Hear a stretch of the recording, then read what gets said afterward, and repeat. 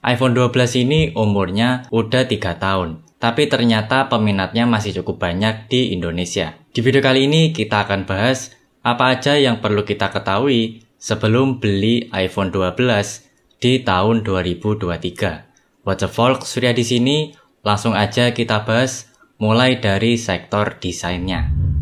Desain iPhone 12 ini sudah mengkotak, cuma sayangnya dia ini masih pakai frame aluminium. Jadi feel di genggamannya itu terasa kurang premium. Dan berdasarkan pengalaman gue sendiri, lebih nyaman pegang iPhone yang pakai stainless steel daripada yang aluminium. Tapi meskipun iPhone 12 ini masih pakai aluminium, build quality-nya tetap terasa solid. Kemudian untuk desain kameranya, ini masih belum Boba 3 ya. Cuma ada 2 kamera aja, kamera utama dan kamera ultrawide. Dan tentu aja di iPhone 12 ini kita gak akan menemukan headphone jack. Untuk sektor desain ini masih cukup up to date lah ya, karena masih satu DNA dengan iPhone terbaru. Kemudian untuk layarnya sih gak ada komplain, karena dia udah pakai panel OLED yang jauh lebih enak daripada layar IPS biasa.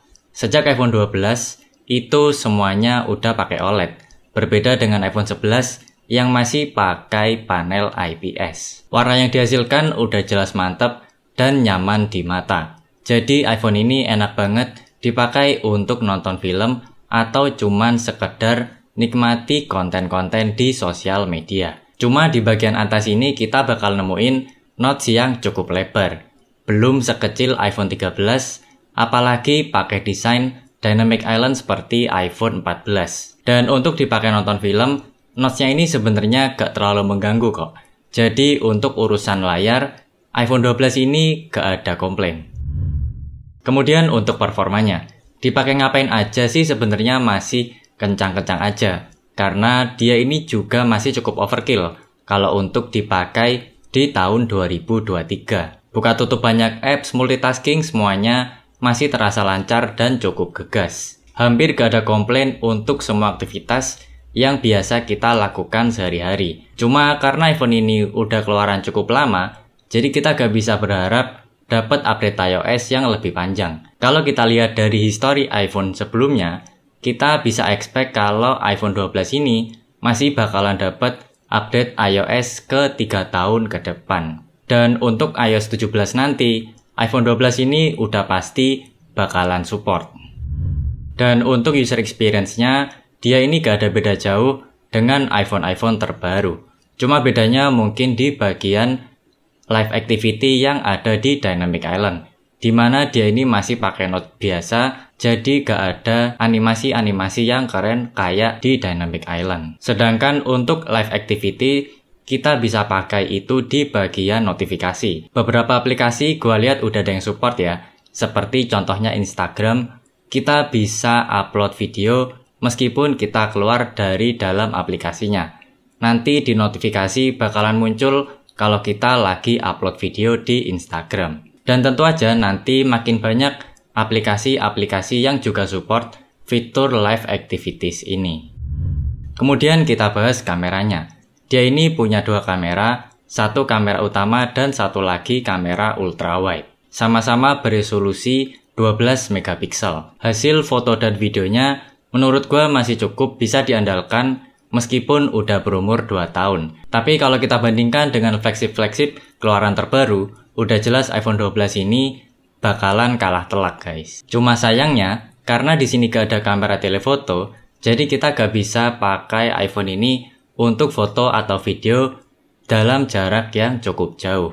Untuk perekaman videonya, dia ini udah support hingga 4K 60 fps.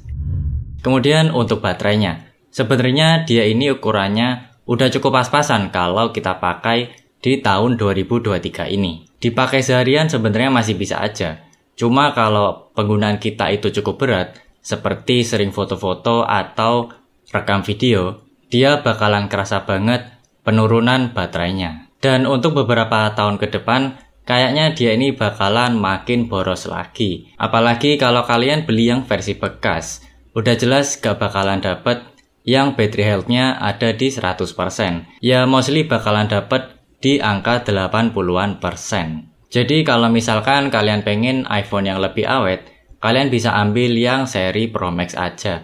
Tapi ya lumayan juga sih, nambahnya itu lumayan banyak. Kemudian ini yang terakhir yang beritanya cukup ramai akhir-akhir ini, yaitu EMA-nya. Ini perlu waspada ya, karena udah banyak banget iPhone 12 yang kena blokir IMEI sejak awal tahun ini. Karena emang barangnya itu ex-Inter dan gak terdaftar di Bea Cukai.